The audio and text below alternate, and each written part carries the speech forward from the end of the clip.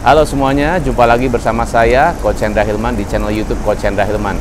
Bagi Anda yang baru pertama kali menonton channel saya, Anda bisa nonton dulu, jangan lupa. Setelah itu Anda bisa komen di bawah, lalu Anda bisa subscribe dan share ke teman-teman Anda, ya. Dan kalau Anda sharing, artinya Anda caring. Oke, so gampangnya seperti itu aja. Nah, jadi di tips kali ini saya akan sharing mengenai 4 tips bagaimana Anda bisa berpartner, ya, atau mencari partner yang tepat di bisnis Anda.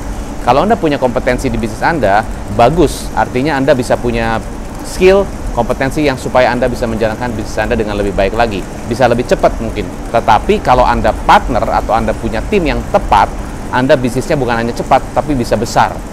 Nah, tetapi saya ingin sharing kepada Anda adalah ada 4 tips yang harus Anda perhatikan saat Anda memilih partner bisnis Anda. Karena memilih partner itu ibaratnya kita menikah dengan orang itu, ya, long term, jangka panjang. Jangan sampai punya partner 3 tahun selesai, 3 tahun selesai gitu kan. Akhirnya kita ganti lagi. Nah, kalau polanya tidak kita ubah atau mungkin cara pemilihan partnernya tidak diimprove dan sebagainya, bisa jadi mungkin Anda akan ketemu orang yang tidak sesuai dengan Anda. Saya tahu mungkin tidak ada orang yang sempurna, ya. Maka itu kita juga harus hati-hati, maka itu kita juga harus memilih partner yang tepat. Memang tidak ada yang sempurna, tapi minimal kita mengerti beberapa kategori-kategorinya sehingga bisa meminimalisir konflik. Karena namanya bisnis partnering itu kita pastinya yang kita jaga adalah jangan sampai konflik. Kenapa? Karena kalau kita konflik, akhirnya bisnisnya bukan pikirin bisnisnya, tapi nanti akan pusing, sibuk, habisin waktu untuk beresin konflik, ya. Nah, tips yang pertama adalah Anda harus memilih calon partner yang memiliki visi yang sama.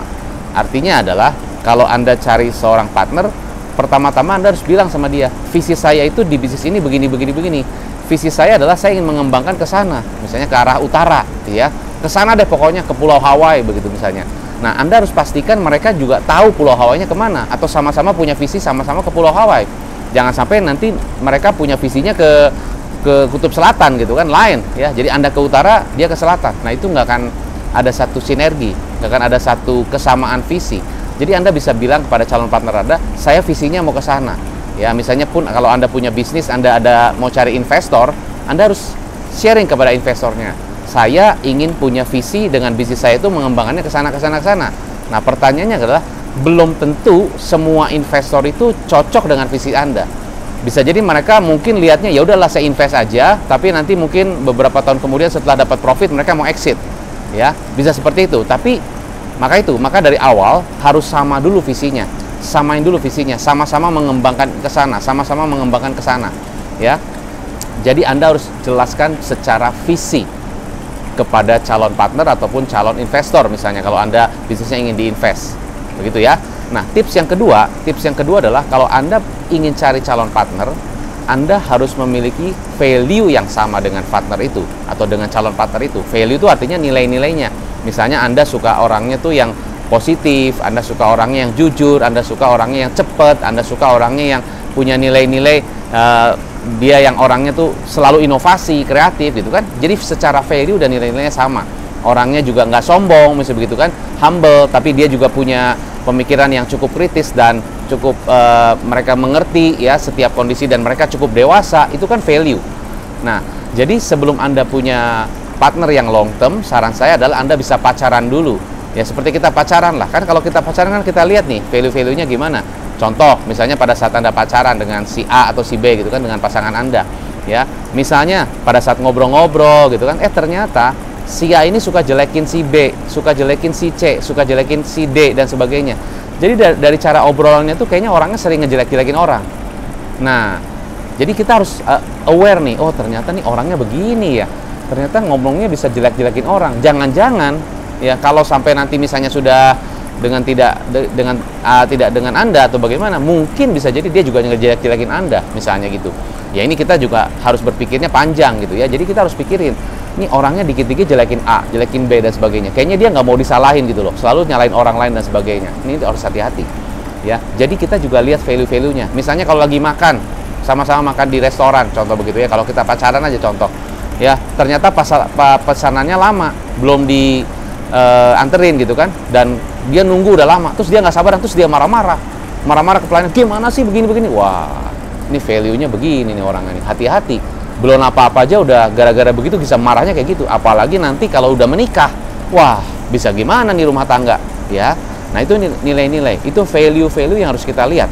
Jadi sebelum kita berpartner, ada baiknya kita pacaran. Pacaran tuh yang mungkin kita bikin kesepakatan dulu, kontrak dulu berapa tahun dan gimana. Kita lihat bagaimana kesepakatannya, bagaimana setelah dijalankan ini mereka komitmen nggak dengan apa yang sudah disepakati. Jangan-jangan apa yang ditulis tidak dikomit gitu kan. Ditulis ya begini, tapi pada saat kenyataannya banyak terlambat, banyak ya gitulah, ngulur-ngulur waktu, alasan sana, alasan sini. Berarti nilai-nilainya sudah tidak sama.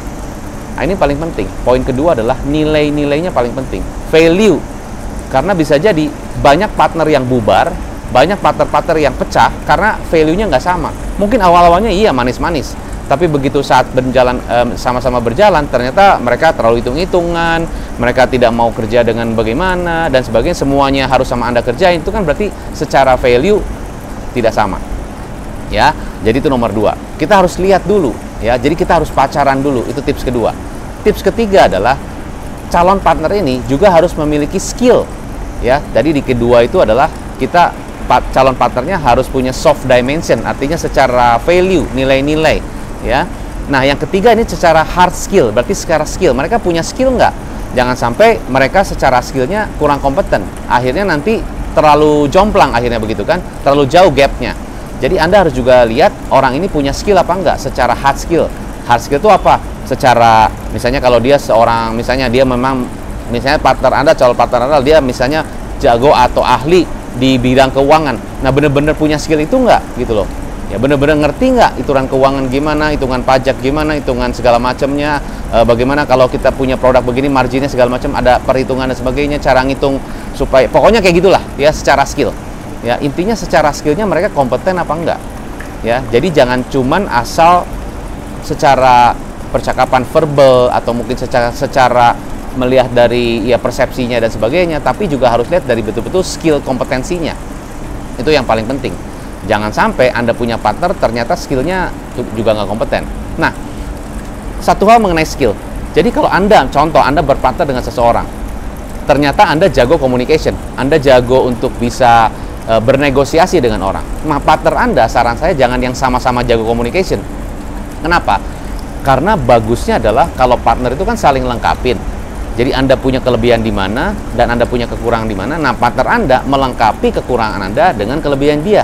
Misalnya Anda jago di communication tapi kurang bagus di administrasi. Nah, partner Anda jago di administrasi, hitung-hitungan, operation, itu jago. Sehingga begitu di-combine ternyata bisa saling melengkapi. Ya, itu nomor ketiga. Oke, jadi Anda harus tahu mereka punya skill apa enggak. Nah, nomor keempat adalah calon partner Anda juga harus memiliki network ataupun mereka punya satu sistem ekosistem yang bagus sehingga pada saat Anda berpartner Anda juga bisa mendapatkan value dari bukan hanya kerja sama partner aja, tapi Anda juga bisa dapat benefit-benefit lainnya, ya sama-sama benefit lah. Partner Anda dapat kerjasama dengan Anda mendapatkan benefit, Anda dengan partner juga mendapatkan benefit, value gitu kan. Bukan hanya secara skill dan value-value nilai-nilai dari di hidupnya dia, tapi juga dia punya sistem, punya network, punya referensi dan sebagainya. Akhirnya Anda benar-benar bisa mendapatkan bukan hanya dari skillnya ataupun nilai-nilainya, tapi juga dari referensinya. Misalnya Anda kerjasama dengan calon partner, ternyata partner Anda nih bisa punya network ya, dan Anda kalau kerjasama bisa punya network, artinya produk Anda bisa dijual ya secara global karena dia punya satu ekosistem sehingga bisa dijual internasional. Itu kan satu value. Dan kalau mereka kerjasama dengan Anda juga punya value yang Anda bisa berikan lebih kepada partner Anda. Ya, jadi itu dia. Oke, so saya kesimpulannya buat Anda adalah ada 4 hal supaya Anda bisa lebih bijaksana pada saat Anda memilih calon partner Anda, atau jika Anda ingin misalnya ada investor yang masuk juga sama. Sebenarnya tipsnya 4. 1, memiliki visi yang sama. Kedua, value yang sama. Ketiga, mereka juga punya skill. Keempat, mereka punya ekosistem yang sama-sama bisa di-combine sehingga sama-sama mendapatkan value yang lebih untuk bisa kerjasama dengan baik. Oke? So, semoga bisa bermanfaat tips dari saya. Saya Coach Hendra Hilman. Sukses selalu, stay positif, stay healthy, dan salam pengusaha.